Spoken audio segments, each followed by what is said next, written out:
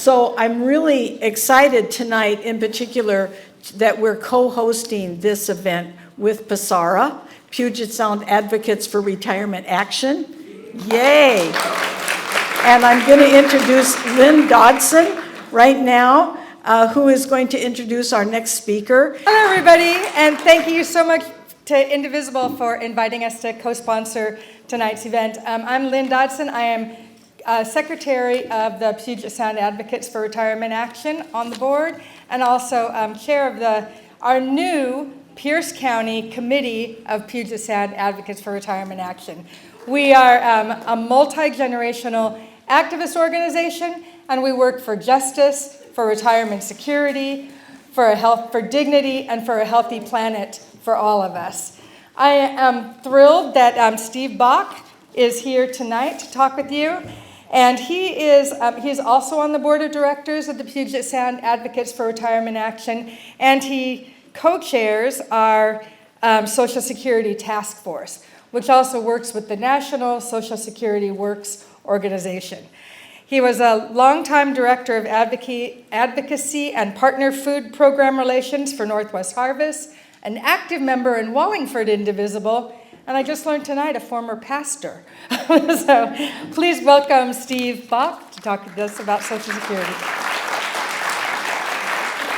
It's really good to be here, with both Indivisible and PSARA, because they're two of my favorite groups I have great ties to. And I encourage those of you Indivisible folks to join PSARA as well. I think there'll be some information on the back. $20 a year for our membership. I know it may be sort of steep, but you get a terrific newsletter each month and a lot of good information. So I'm here to talk about Social Security, and there's so many fronts these days to talk about. But I think Social Security is one critical one we need to pay attention to, because there's an all-out war being waged to line the pockets of billionaires with our earned Social Security benefits. And I think we've all heard some of the things that are going on. The staff cuts that already happened, and the more that are planned. A week ago Monday, the folks in the regional office in Seattle were told in the morning that the office is closing in June. The 9 regional offices are going down to 4, and they had until 2 o'clock to either take an involuntary transfer to a local office or leave. They didn't have time to clean out their desks or consult with their family. And the regulations in terms of what you need to do to apply keep changing almost daily.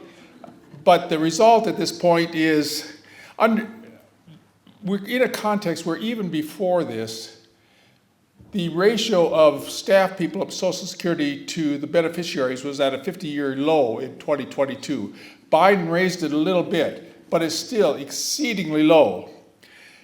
Biden administration did cut the wait time on the call from 40 minutes down to 12 and a half minutes. It's now back up to an hour to 2 hours. And we have some idiot going around proclaiming that there's massive fraud in Social Security. The amount of fraud is something like 0.003%. He has also stolen our personal Social Security data, and we've seen what's happened with that lately in putting people on death lists so they financially have no way to survive in this country. But if we want to understand what's going on in this war on Social Security, we have to go back a ways. Actually, when Social Security was first passed, Alf Landon ran in 1936 on a platform saying that Social Security was going to destroy the country. But over the years, Republicans realized how important and supported it was. So through the 50s, even to the 80s, there was support for Social Security. But in 1983, the Cato Institute put out a strategy paper. They called it a Leninist strategy. They said, our reform strategy involves what one might crudely call guerrilla warfare against both the current Social Security system and the coalition that supports it. And they've had a lot of success with that. How many of you know young people that have said, well, Social Security isn't going to be there anyway when I retire? Anyone know that? Or Social Security is just a poor retirement plan because it doesn't get a very great rate of return. Anyone heard about that too? That's part of that campaign that's been going on for 40 years to undermine credibility and support for Social Security. And the truth is, Social Security can't go bankrupt. It only can pay out what we contribute out of our paychecks into the Social Security system by law. And it has nothing to do with the federal debt. The administrative funds that are being cut don't come out of the budget, they come out of our pockets. The administrative costs only cost right now 0.9%. Historically, it's been 1.25%, and if it went back up to that level, that small level, there would be enough staffing. But instead, what they're doing is they're taking from our money and giving people a year's salary to quit. And of course, the people that are quitting are the most skilled and longest term employees. So Social Security is required by law to plan 70 years in the future. It's a little mind-boggling to think about, trying to project that out. But actually, the actuaries had done an incredible job, mostly over the years. If you look at, they planned for the baby boomers. They planned for the reduction in child birth rates. But there's one thing, so in 83, 84, there was a need for an adjustment for Social Security for long-term stability. They could have raised revenue, they chose to cut benefits at that time. And we're still living with that benefit cut. But at that time, it was projected that there would be enough money into the 50 years out at that point, which would be 50, 55 and beyond. There's one thing they didn't take account of, and that's the theft of wages that's happened over the last 50 years, and particularly the last 40 years. If you look at the productivity growth of our country and workers' wages, up until the mid-70s, those tracked right together. And then they started to diverge. And virtually all of the growth of productivity in this country has gone not just the rich people, but the very, very rich. The average worker, if wages had kept up with productivity, would have nearly double the wages they do. And even those at the 95th percentile would have higher wages. It's only the people at the very top that have stolen the country blind. And of course, if wages had kept up with productivity, we wouldn't have the funding issue that will come up for Social Security in 10 years or so. Social Security planned for the baby boomers, so it built up a trust fund to pay for that increase in that they knew was coming. But that will get depleted, and so that won't end Social Security, but it will cut benefits down to 83% if no new revenue. So we have those at the very top stealing the country blind, and they don't even pay into Social Security, hardly anything, because there's a cap on what we pay in Social Security of this year, $176,100.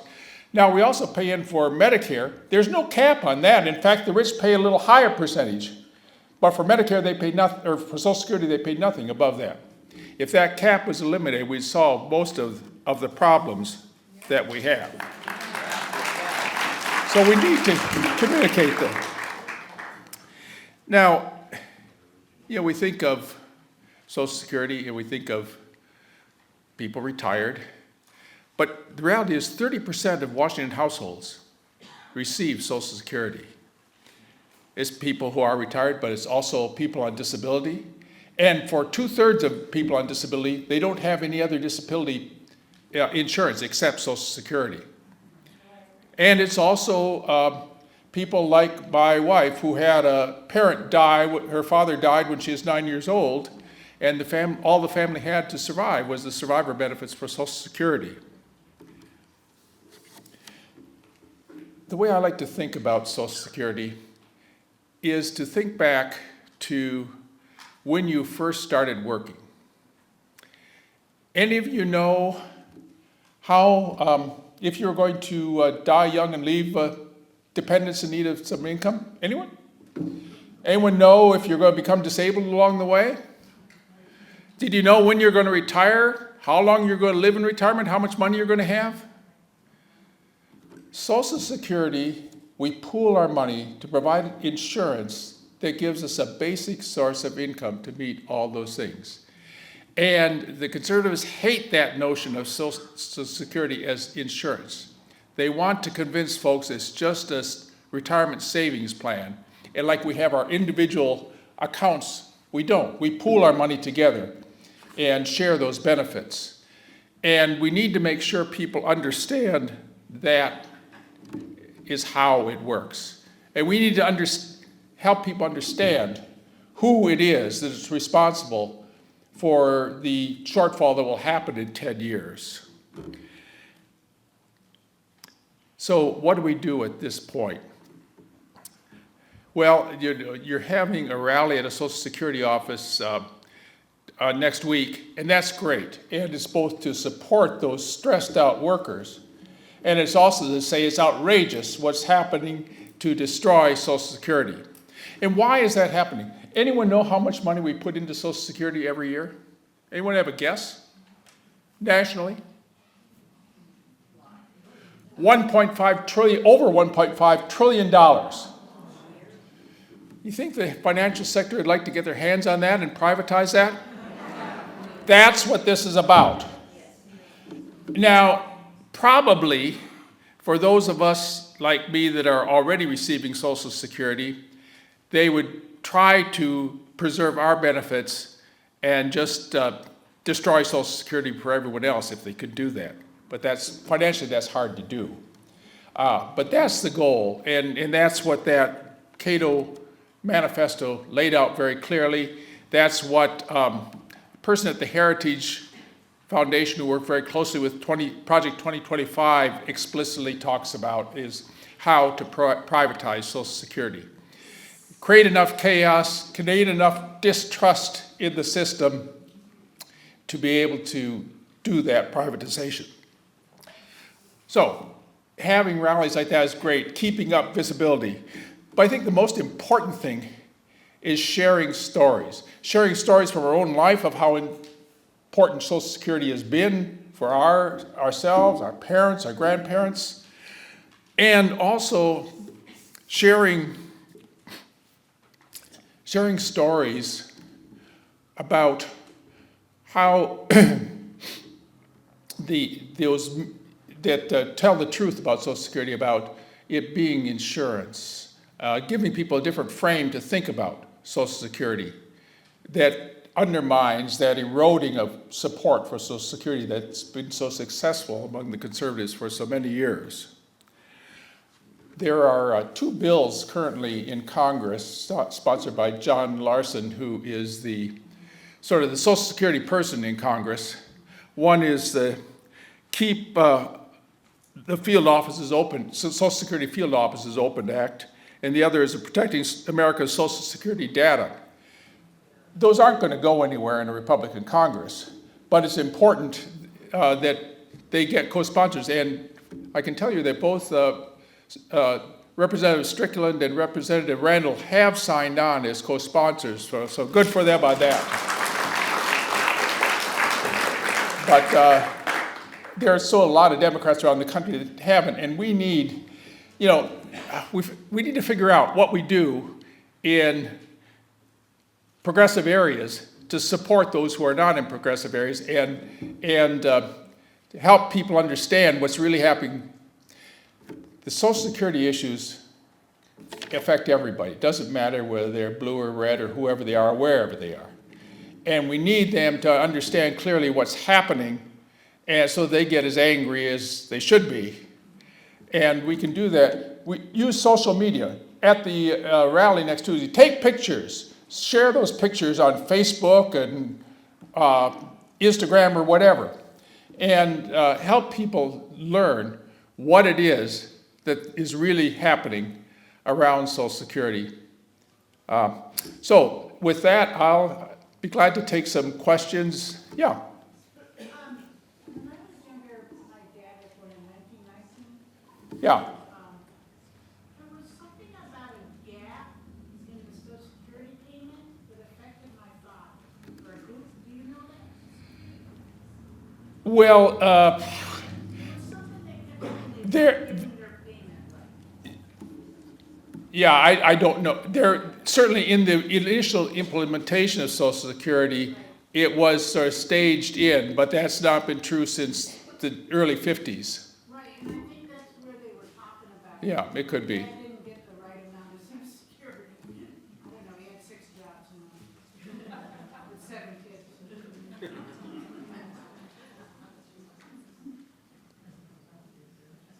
Yeah, Tim.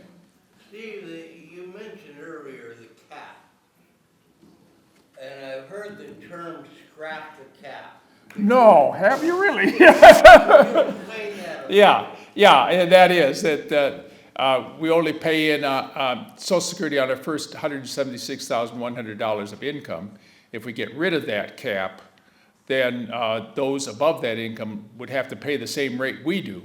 Right now, say a player for the Mariners or Seahawks, they pay into Social Security for maybe a day or two a year, and after that, they don't pay anything.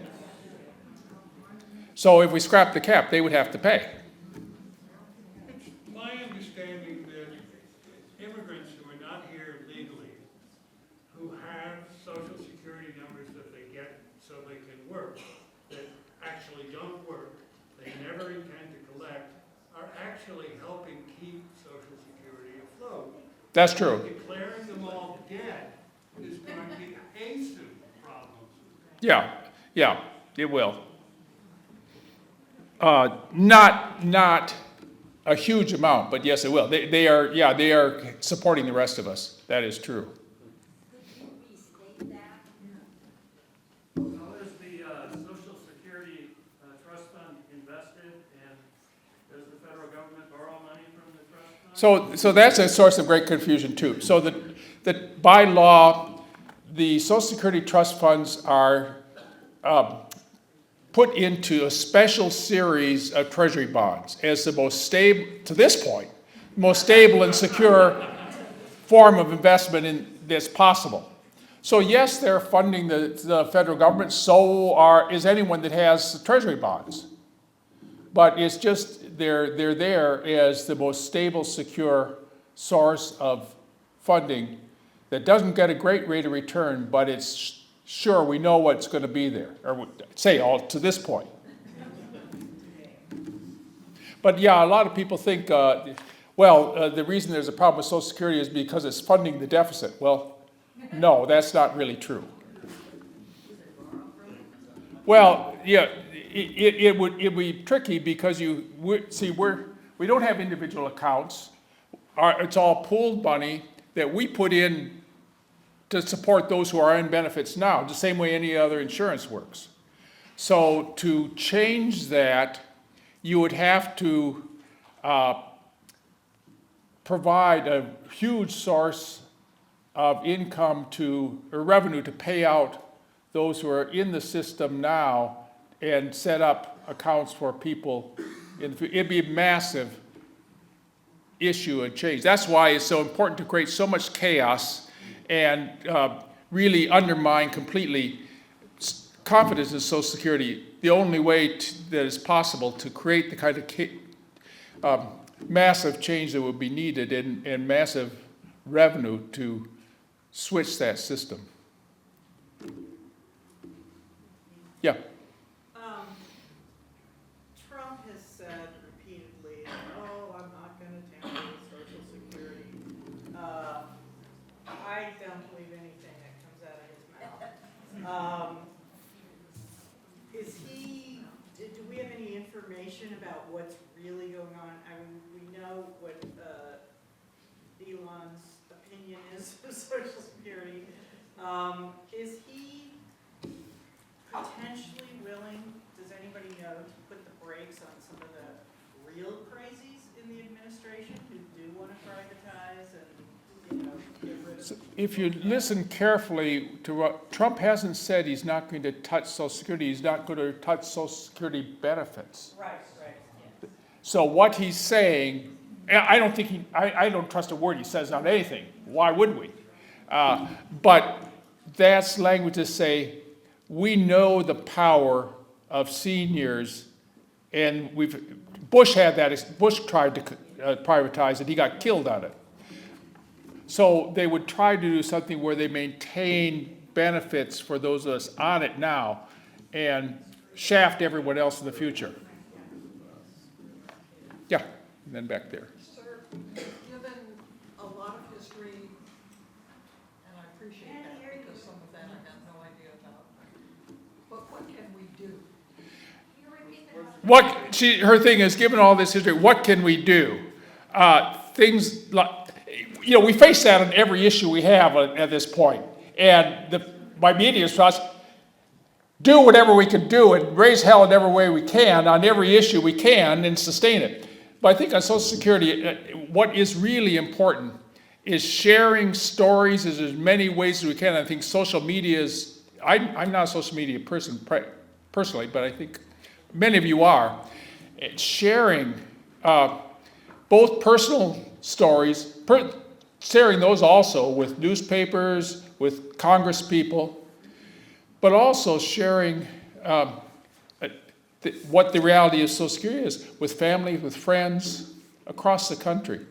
I think that's really important. And we will, PSARA, we do, Social Security Works Washington has a monthly call with the National Social Security Works Office to talk about strategy, and anything that we decide, we will make sure that Tacoma Indivisible gets the word, and Tacoma Puget Sound Advocacy Retirement Action, of course, will too. So it's a work in progress on every issue, and the first thing is just realizing this is an issue we can win on. We've won on it before when they've tried to attack Social Security. There's a question in the back there. Yeah, I just wondered if you could explain a little more about the data that was stolen and what they're doing with it. Yeah, that's it. Well, we don't know much officially, but clearly they did steal the data. Clearly they have access to that data because they've gone through names on that list and put people on the death list. And, they can do that with anybody, potentially. Back there and then over here. I know something about what the lady was talking about, that there was a gap in for some people. Both my parents experienced that they were both born in 1970, and there was something about that year, 1917, if you were born in that year, for some reason you got less benefits. And they called them, war babies, going back to World War I. And there was a problem with it, as both my parents said they were getting less just because they were born in that year. And I said, well, we couldn't help what year we were born. So there was something to it. I don't know all the details, but both Yeah. my parents mentioned it. How we get our benefits are determined is a formula going through all your work history and comparing your wage to the average wage in that year and adjusting it to constant dollar amounts.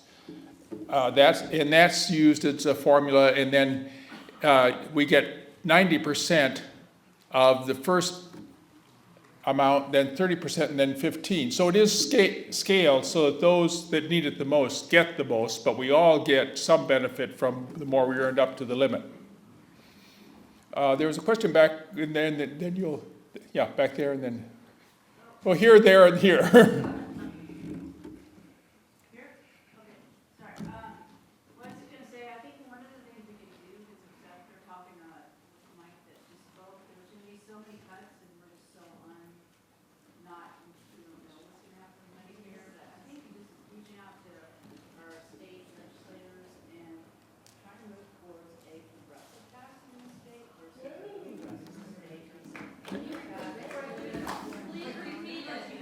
Ju- They pay 4% of their taxes in the state, and I think Oregon is saying top percent pay 2% of their income. She was just highlighting the disparity of the percentage that the wealthy pay in this state versus the poor and the middle class. We're one of the worst on that in the country. Yeah. So, I know there's 2 states now, Arizona, I don't remember the other state, that set up a hotline, so that when people have a problem with Social Security, they can call that hotline, and hopefully that way, they will accumulate that information and help to, do things. Is Washington thinking about doing that? I haven't heard about that. I mean, that's a somewhat difficult thing to do because Social Security is a totally federal program, and the state doesn't have access to all of the information.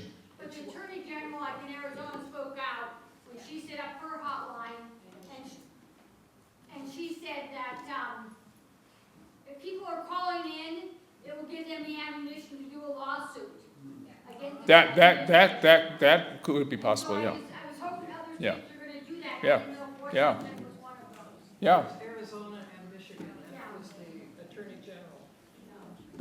Is there something we should be individually doing for our own social security, information on our own computers or anything that we need to be doing to protect? Yeah, there is. And that is access your, if you have your, every year, if you're on Social Security, you get a statement of benefits for the next year. Make sure you have a copy of that document. If you don't sign up with Social Security, it's a cumbersome process. Some people have had a real problem with it.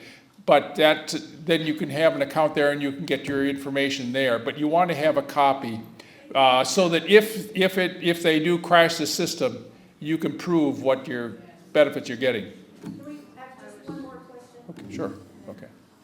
I was just logged on 3 days ago doing my taxes Yeah.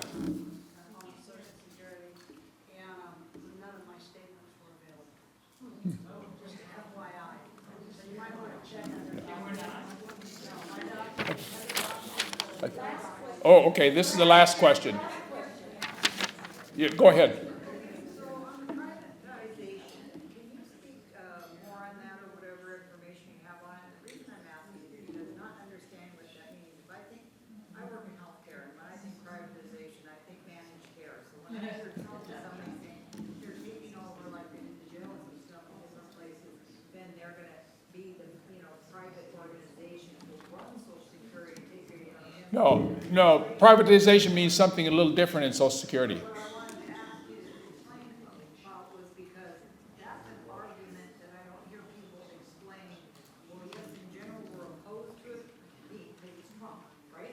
But because I don't really know what that means. Not that I'm for privatization, but I'm just saying, if we were to kick back on that, to be able to comment on it to somebody, if they say, well, it's a good thing, or something wrong with it, then I'd have details saying, well, no, because what it means is they're gonna take money off the top, or they're gonna manage the money, or they're gonna reorganize, So it's shifting, it's a totally changing from insurance system where we all share our resources to individualized accounts. It's a totally different system.